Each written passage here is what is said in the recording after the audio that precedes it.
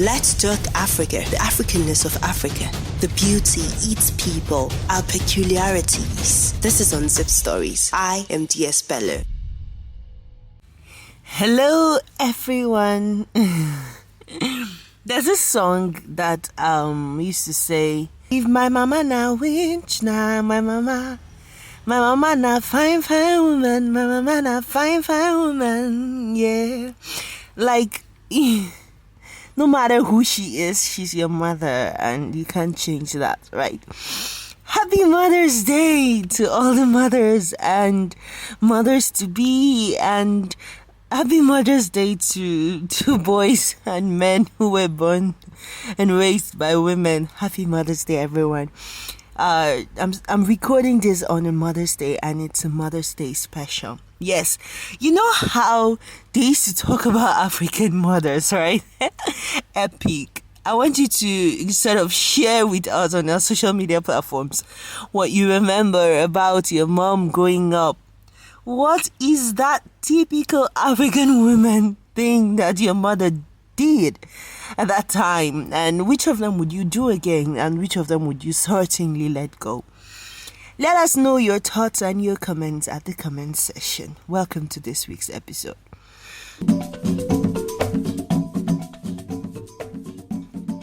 So today, I'd like to share with you some parenting tips from my mother. Some of the reasons I loved my mother or I did not like my mother.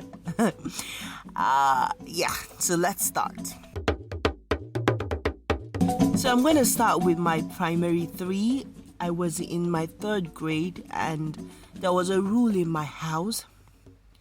Even though I had 5 uniforms, which is Monday to Friday, I still had to wash on Tuesdays, on Thursdays, and on Saturdays.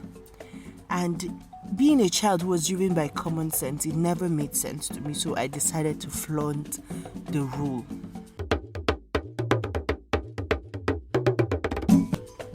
And for my mom would never beat you for offenses. My mom would beat you for foolishness. She beats you for your future. She does not beat you because you offended her or you did something bad. She will beat you when she thinks that thing you have done can affect your future. That's when she scolds you. So that day, my sisters reported me and my mom didn't beat me. Typical of her.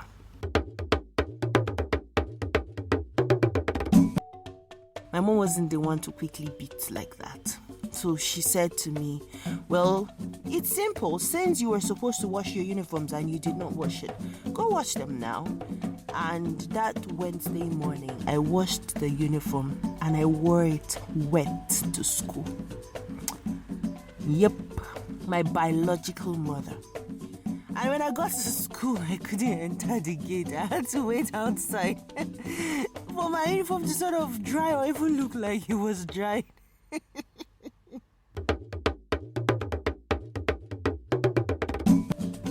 Oh my goodness. I'm laughing, but it wasn't funny then. But to be honest, it was the kind of lessons I needed.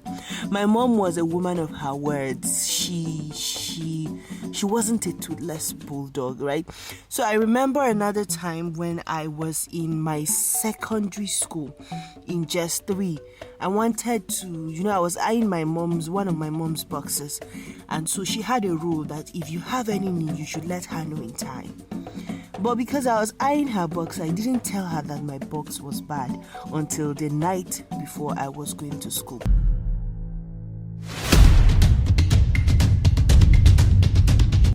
When she was helping me pack, and then I told her, and she said, "Well, if you don't have a box, that means you go to school with a sack." And I knew my mom would make me go to school with a sack. So I threw a tantrum. And my mom said, no, this is simple. I threw a tantrum and I said, "I'm not going to school." So my mom called my brothers and she opened my Milo and my milk and my cabin and she told everyone to come and eat. And they came and they were eating. Not because they wanted to eat, of course, but because they knew if they didn't eat, they would be flogged, right? But that was it.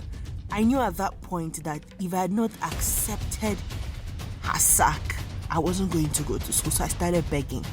And so she said, yes, she can show me mercy by putting my things in a black and yellow leather. That was okay. It was better than the sack. People of God, that is how I went to school with my uniforms in a black and yellow leather. Lessons learned.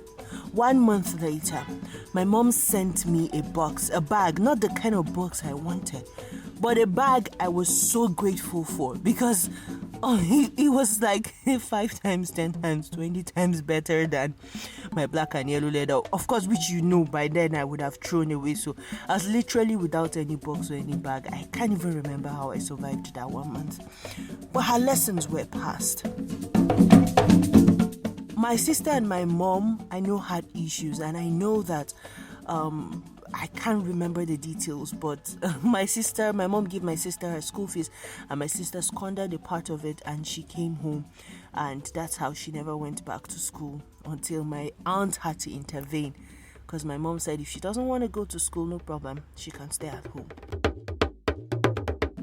Right, so my mom is not a toothless bulldog, and I think that is what has helped me a lot.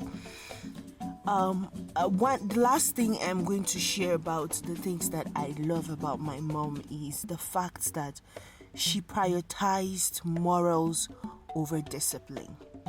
My mom will try to discipline you, but she'll try to let you know why she's doing this and why this is wrong, so that even when she's not there, you're able to take the right decisions and do the right thing.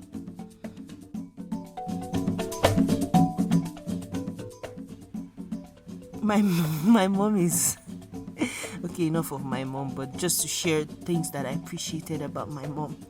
At those moments, I thought my mom was not my mom. I thought she didn't like me. I thought she was too harsh. But that's what keeps me going. She still calls me to say, I have not seen this week's episode. And I'm like, sorry, mommy, we had this problem with that. She says, you have to be consistent.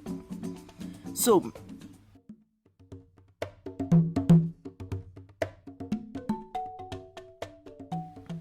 this is to mothers out there and mothers to be. There are lessons you can learn from this week's episode. And most importantly, share with us your African Mommy's Chronicles. Let's hear them and let's learn from each other. Thank you for listening to this week's story. It's me, Sheffy, and I do hope that you have something special for your mother in this Mother's Day. So once again, this week, show love to mothers. Happy Mother's Week.